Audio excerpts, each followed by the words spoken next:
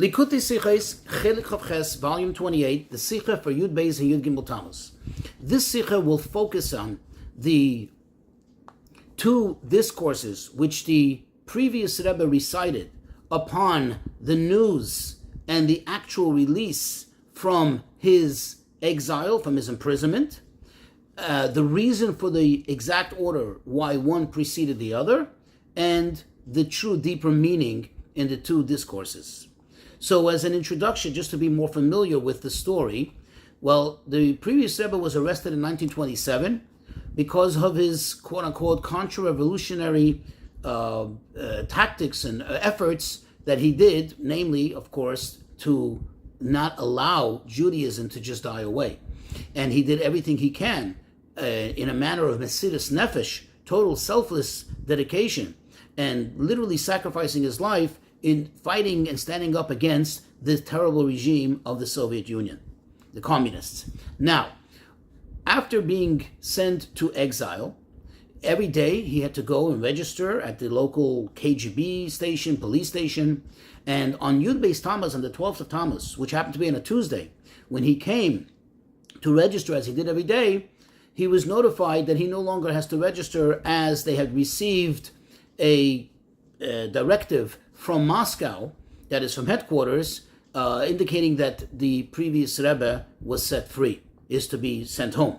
However, because of technical reasons, due to the fact that it was some kind of Russian holiday, they were unable, they weren't the necessary staff to provide him with that documentation, and thus he was instructed to come the following day and pick up that the documentation, and then he's free to go home. Now, to better familiarize ourselves with some of the concepts that we mentioned in this Sicha.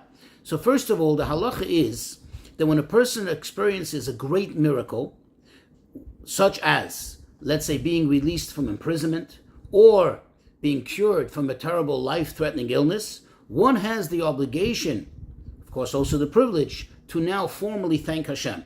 And the way it's done is we say a specific blessing, which is Baruch HaGoyim L'Chayav M'Toiv Shekmani Kol Toiv, that blessed is He who bestowed upon me all this good. Typically, the way it's done is you're done in the presence of the Torah, and certainly in the presence of a minyan, in the front of the whole congregation. One gets up to the bima, typically called up to the Torah, and recites this blessing. Now, this blessing is recited only upon experiencing the full effect of the miracle. That means when somebody's still, for example, in the initial stages of recovery, one does not recite this blessing. It's only after, like, you quote-unquote, totally out of the woods, that's when you recite this blessing. Another concept to be familiar with, we say this every Rosh Chodesh in the special psalm which we recite after the song of the day.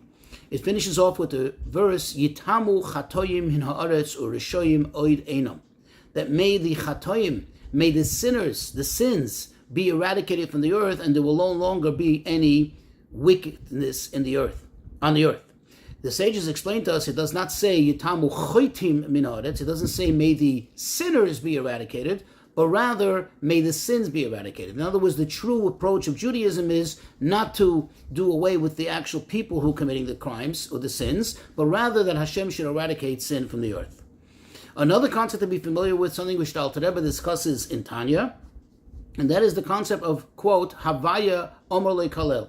Literally translated, Hashem said to him to curse, which means, doesn't mean literally, but it means that if somebody does you wrong, somebody does you harm, at the end of the day, the reason why one is not to get angry and become full of rage is because when we really think into it, it's not the person that caused it to you. Yes, the person made a bad choice in deciding to do bad to you, in deciding to hurt you. However, ultimately, it's really coming from Hashem. Hashem is the one who decided that for whatever reason, this has to happen to you now. It's just that person became like a messenger of God to do it for you, to do it to you. And finally, when we say in the Shema, Vishinantam levanecha, the sages tell us that you should teach it to your sons, to your children. The sages tell us that banecha elu hatalmidim, that students are like one's children. Let's go into the Sicha. So as known, as we said in the introduction, that the actual news of his release, of his liberation, came on Tuesday, Yud Beis Tamuz. However, in actuality, he didn't actually go home until the next day when he received the documentation. Now on Tuesday, the previous Rebbe, like we said in the introduction, recited a mimer, a discourse. In other words, immediately upon getting this great news that he's going to be released and free to go home, he recited the discourse on the verse Havaya li be'oizrei. Only the next day, after being fully released, when he was finally set to go home, that's when he recited the next mimer, the second discourse on the verse Baruch Hagoyim L'Chayovim Toivos. Now, it would seem that the gist, the idea, the intent of the verse Havaya li be'oizrei is more kind of like a prayer, a request. You're saying that for the future, meaning you're asking Hashem to be there with those who help you, to assist them, and to continue helping you, and also to avenge your plight from your enemies. Versus the verse, Baruch Hagoyim L'Chayovim Toivos, that seems to be an expression of thanks for what has happened for the past. And therefore, this begs the question. It would seem that immediately upon receiving this great news, his first reaction should have been to recite a discourse on Baruch Hagoyim L'Chayovim Toivos, and only afterwards to put in a prayer, so to speak, through teaching the mimer, asking Hashem to continue helping him, to continue assisting him, and to avenge his plight from his enemies. Perhaps one can suggest the answer that since in actuality, halachically speaking, as we said in the introduction, since he was not yet fully out of the woods, he was still there, he was still stuck there. He didn't have the formal release, and therefore, halachically, he would not have been able to recite the blessing Baruch HaGoimel. Therefore, he didn't say a discourse on that, he said it on the other verse. However, this doesn't smoothly, so to speak, this doesn't fully answer the question. Because the mere joy of finding out that he's going from a prisoner, from being somebody who was confined to this forsaken place that he was in, to being able to go home, this should have warranted a great sense, an expression of joy and a desire to give thanks and gratitude to Hashem. And certainly this would come before requesting something for the future. In other words, first you would give thanks, and then you would go and ask. So why this particular order? Says the Rebbe, in general, in addition to the great miracle, the actual miracle, of course, of the release of the previous Rebbe, there were also many other individual and specific miracles that perhaps in actual real time, as they were happening, we didn't have the privilege of paying attention to them, of noticing them.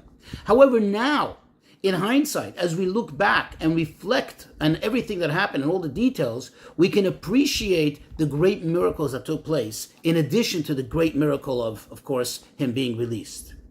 So, and the Rebbe explains. As it's well known, the regime of the Soviet Union, the communists, was so oppressive that every single person was surveilled, every single thing was monitored and followed. Many people suffered as a result, and specifically, many people had tremendous hardship as a result of having some kind of connection, some kind of known allegiance with the previous Rebbe. The fact that you were connected to Rabbi Schneerson already made you susceptible to a lot of problems. And this is both before, prior to, and also post the arrest and liberation of the previous Rebbe. But here is a wondrous and amazing thing, says the Rebbe. Anybody and everybody that was involved in the attempts of rescue of the previous Rebbe, and they didn't do this in hiding. They didn't do it in secrecy. They did it in a revealed manner, going and doing all kinds of efforts by government entities and so on. So this was something that was well known and exposed. And yet, and here's the miracle, none of them had any whatsoever negative repercussions, not during the actual arrest, while they were making these efforts and attempts to help save the Frierdiker Rebbe, and also not afterwards.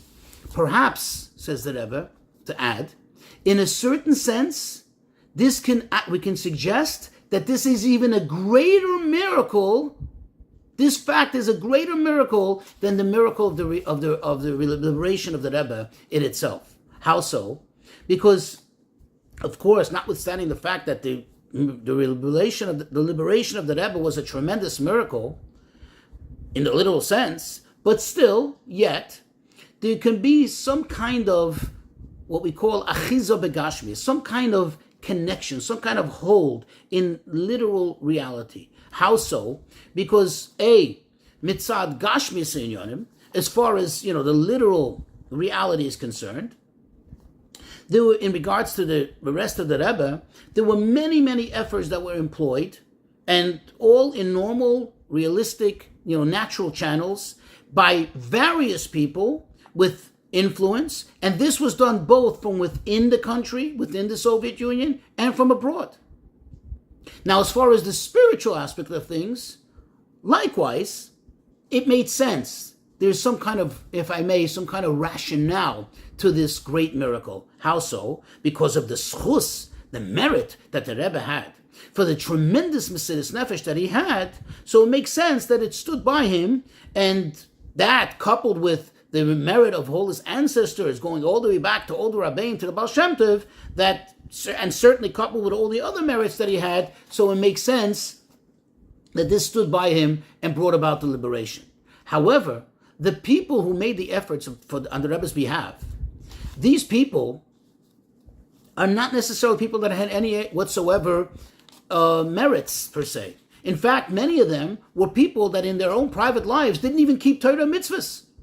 And yet, nothing bad happened to them. They had no negative repercussions as a result.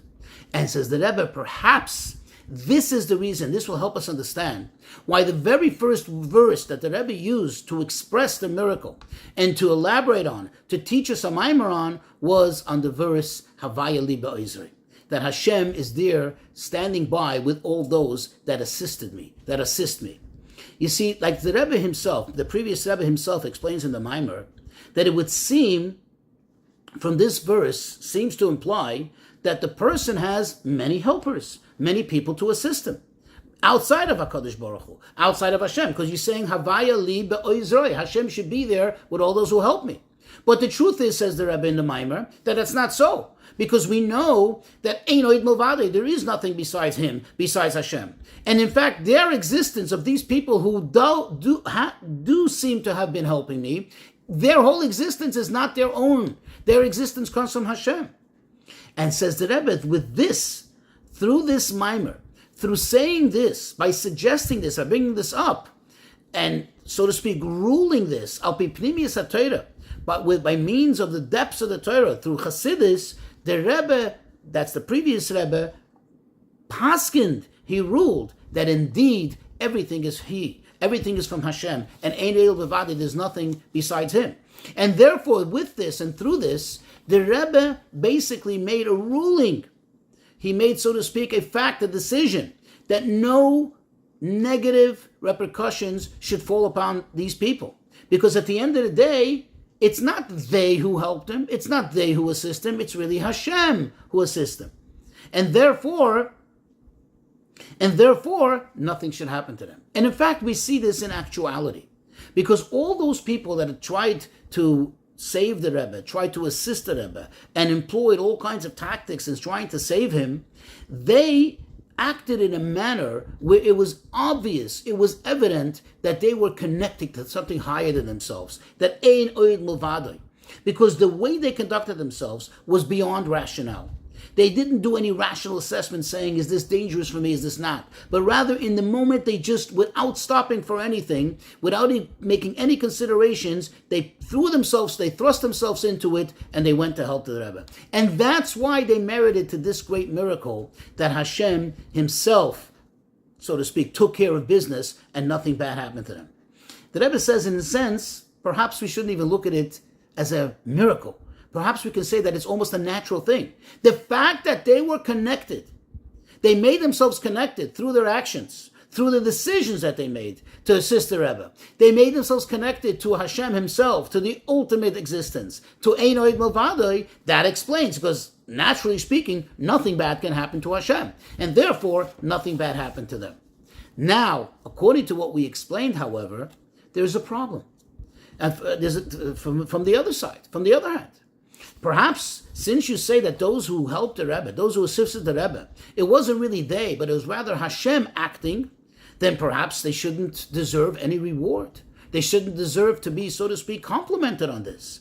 And for this, the Rebbe states at the end of the Maimer that what is the true deep meaning, the esoteric meaning of Oizroi, quote unquote, my helpers, those who assisted me, says the Rebbe, those are all the, so to speak, angels that are created from the good deeds. We know that whenever you do a mitzvah, a good deed, a merit is created through that. And that's why the Rebbe mentions that. And he says, like, and along the lines that we say, that Talmidim are called Banim, that students are called children.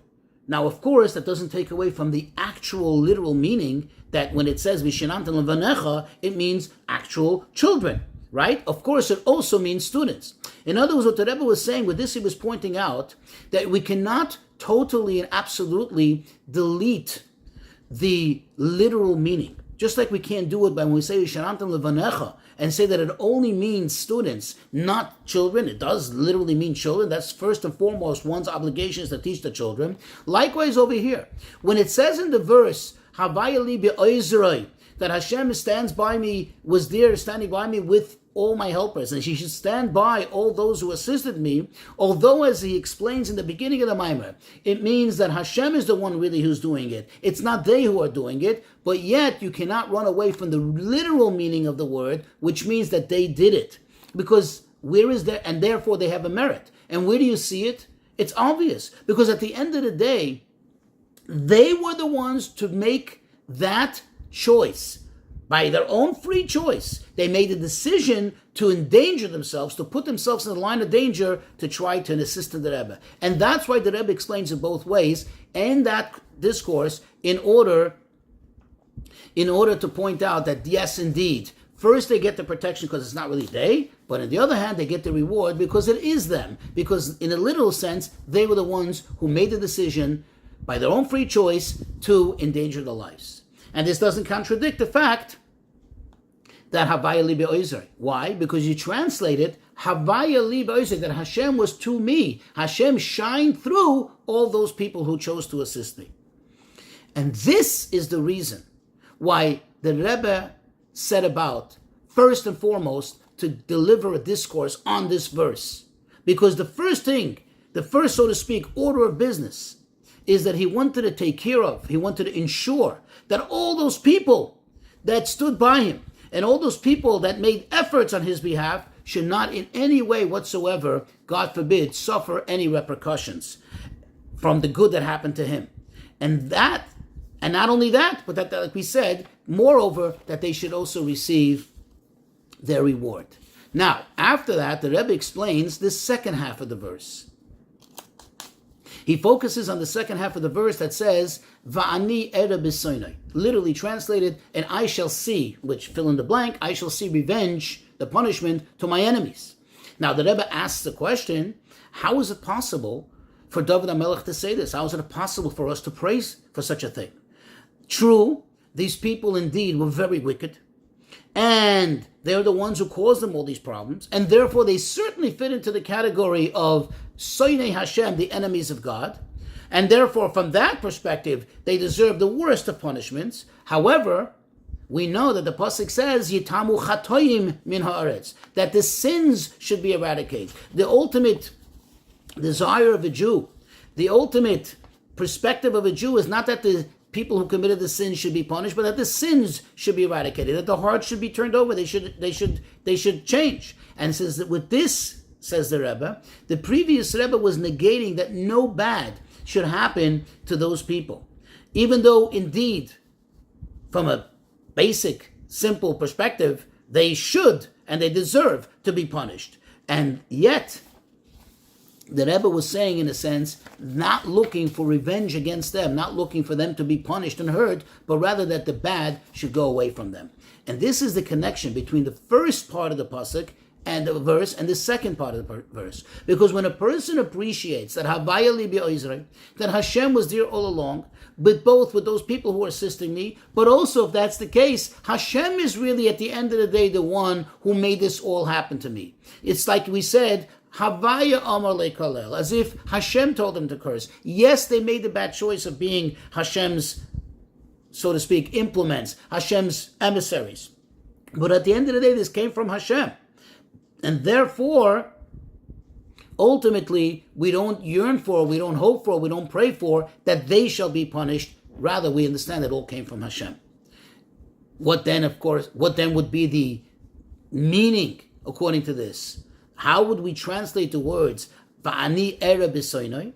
So that's where the Rebbe explains in the Maimer that we should read it this way: Va'ani era, and I shall see, meaning I should reach a higher level of appreciation of godliness on the level of seeing, which is the highest level. How? B'soinoi, in my enemies, through my enemies, through what happened, through this whole episode, that yes, the enemies brought it about, but as we said, it comes all from Hashem. That's where is Vani Era, I will see greater levels of godliness. In other words, I have a greater appreciation of godliness. And because I'll understand that the whole purpose, the whole objective of all these challenges was in order to bring the person to a higher level. After having the true realization and appreciation of these two things, that Havaya li be'ozer, that everything comes from Hashem, both the challenge and later even those who made the efforts to help him, it's all Hashem. And then that you say, Vani era b'soinoi, and that I will be elevated to a higher level, a level of seeing godliness, appreciating godliness in the most highest of levels, through my enemies, through what happened to me through the enemies, then you come to the true expression of thanks to Hashem. And that's why only after having delivered this discourse and explaining it and bringing this to light, therefore on the next day, now he can truly thank Hashem by saying, Baruch HaGoimel Chayavim Tovos, that this is the truest expression and manner of gratitude.